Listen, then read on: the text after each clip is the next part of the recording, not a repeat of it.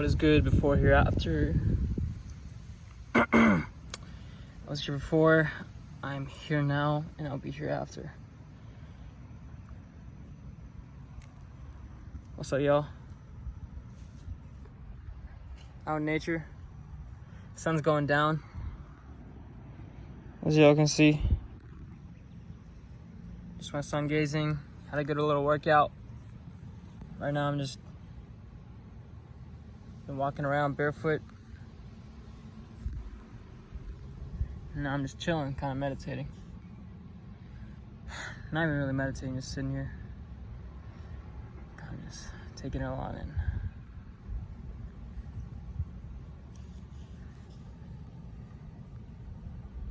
So this is gonna be my last video for a little while before I head off into spending some time in jail for some fuck shit. Essentially for not doing what they wanted me to do. Not trying to follow the system, and I try to put in as much shit as I could do in probation. I finished all the requirements, paid a lot of stuff for it, but over time I just had a reputation for kind of disobeying and not doing what I'm supposed to do, so they just kept compiling these probation fees, and to a certain point I was like, I'm not paying this anymore, I'm done. And so I gotta go deal with this, and it's gonna be some time there, and I have to talk to the judge in court and see what that's see how that's gonna go about. But I just wanted to make a little video before, while I still have my freedom. They got that fucking bullshit food in jail, and they don't got no spring water, got that nasty ass fluoride water. So I don't know, I'm thinking whether I'm just gonna fucking die in there, because I'm not gonna drink no water or eat no food. But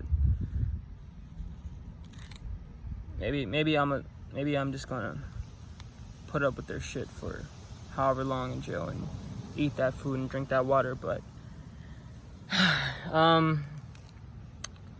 yeah, I wanted to make this video kind of entailing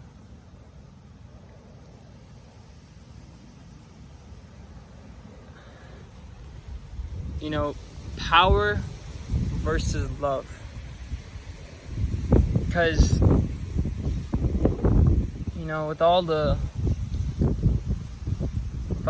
artists and musicians and the actors and Hollywood and everything, our culture, our pop culture, and really everything, we have so many outlets and role models to kind of look into, and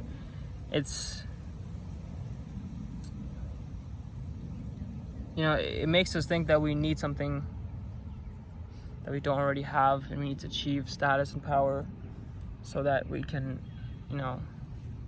be happy and live the lives we want to do. And when in reality, all of those things are an illusion. True happiness and true abundance, and that feeling that they say you get from having those things, that power, that status, that influence, right? All those things can come naturally, derived from within, and through doing it from love, you're naturally going to manifest those things over time, because there's plenty of people that's been doing it for years and years and decades, long before we've ever been here. Currently, in this generation, in this time, if you're watching this video, way before we've been here, there's been people doing it for millennia. And if you watch Star Wars, the rebels, the people fighting on the front lines, defending for our rights, our freedom, and standing for a better way. Meanwhile, the people that give into if you watch The Matrix, give into the temptation and the feeling of the Matrix, and all the things like the power and the influence and the status that you would get, and you would think that that's what will make you feel whole and complete and happy, when reality is not the answer.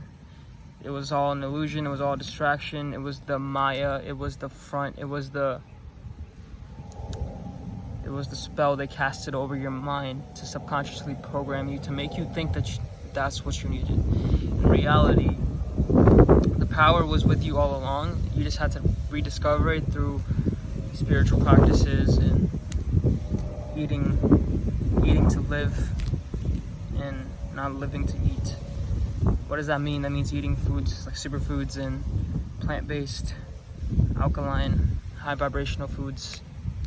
I've been kind of testing my diet lately, eating some organic meat here and there, but I'm feeling a pull towards going back and eating alkaline plant-based again.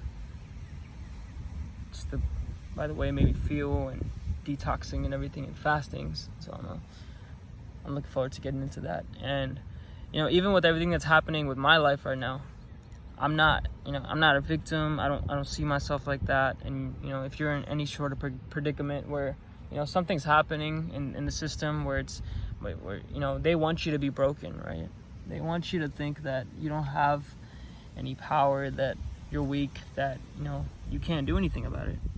But it's not true. That's also just a part of the we chose the system. Over time we all came together, and with our actions we let the people in power right now continue doing what they're doing with the system that they're running, they're operating, and keeps many people enslaved in the school system and jobs and careers.